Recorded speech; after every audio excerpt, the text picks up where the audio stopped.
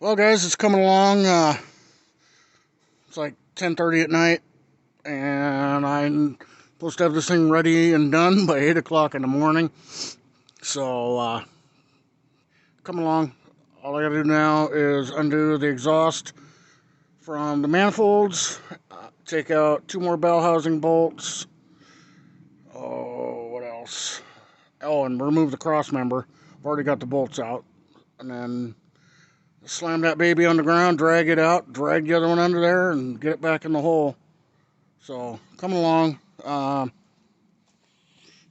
This is the weirdest vehicle I've worked on in a long time. I've used 9mm. Sorry, my work light's kind of reflecting there.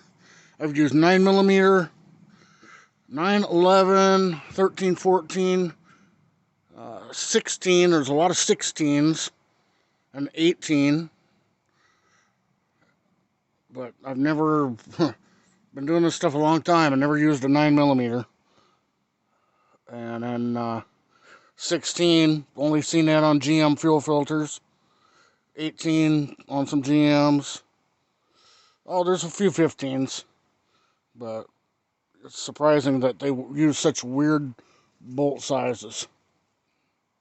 And then stuff that I would normally think would be like a 13mm head was 11. So it's not really a complicated rig. They give you enough room really to deal with everything. I think the only real tough bolt was the top starter bolt. And I just used I got wobbly sockets.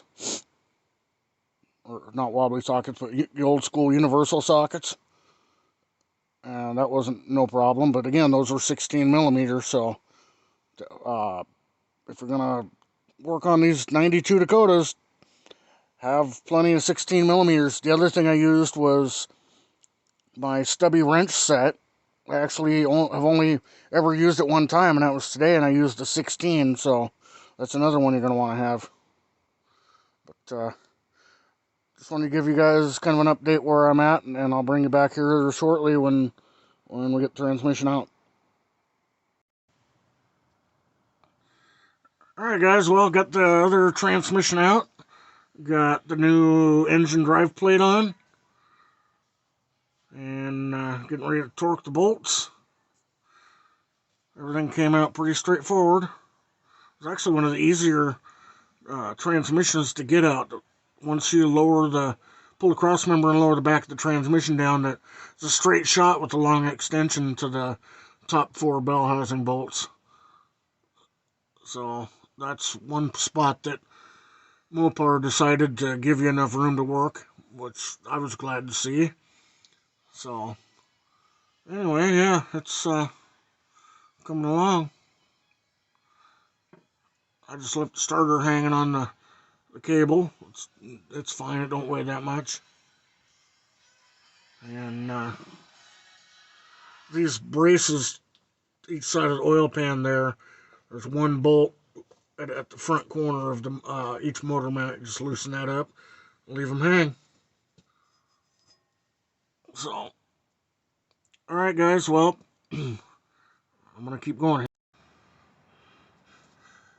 Well guys, I would have filmed more during the work, but it was totally dark out.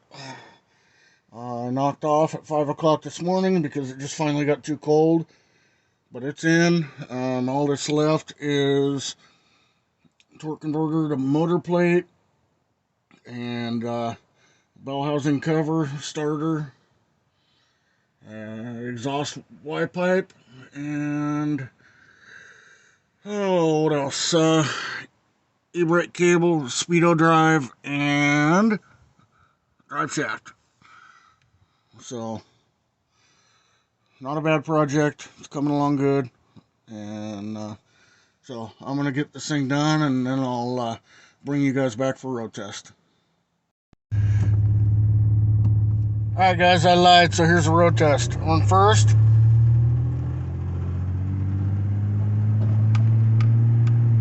There's second.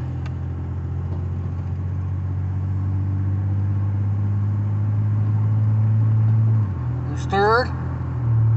There's overdrive. there's kick down. Well, everything works like it's supposed to.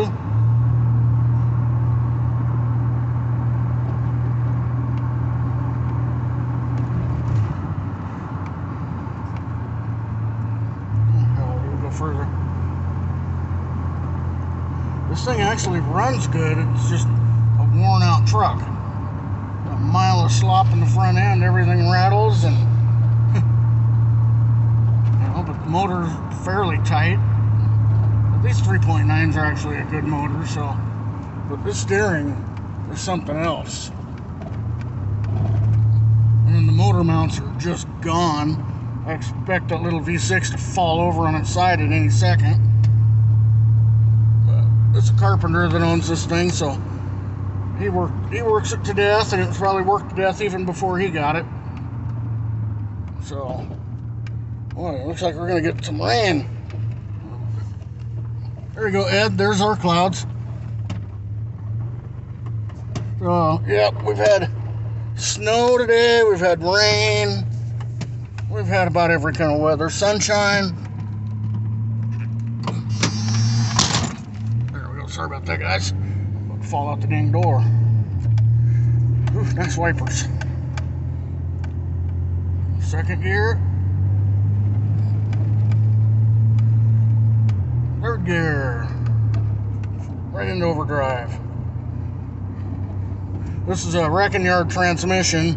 I don't know anything about it. I don't know how many miles are on it. The fluid that I drained out of everything before I put a filter kit in it looked okay. And it wasn't gray or black or anything, didn't smell burnt. So I think they'll get lucky and he'll have himself a good transmission. So anyway, that's the road test. See you guys later. Well guys, it's a runner. I couldn't get nobody to run the camera while I was driving, so just doing my final fluid check. The road test complete. Everything's good. It shifts. So this one's going home. Yeah, 92 Dodge Dakota 3.9 V6 automatic transmission replacement. And there's the old junk one. I don't even know what that transmission is. So, but yeah. Anyway, it's not bad. Just remember, lots of 11s and 16s, stuff like that. So you will need a stubby 16mm wrench and some wobblies and stuff. But other than that, basic metric hand tools. That's all I used. Alright guys, well, thank you for watching. Thank you for supporting the channel. I am working on some more videos here. So we're going to be getting into some other stuff. And if you haven't subscribed, please do on your way out the door. Hit that subscribe button. Hit that bell for my notifications. And hit like on the videos too, guys. Get some other people to subscribe, because I want to give away those screwdrivers. Taking up room on my workbench. So, alright guys, see you later.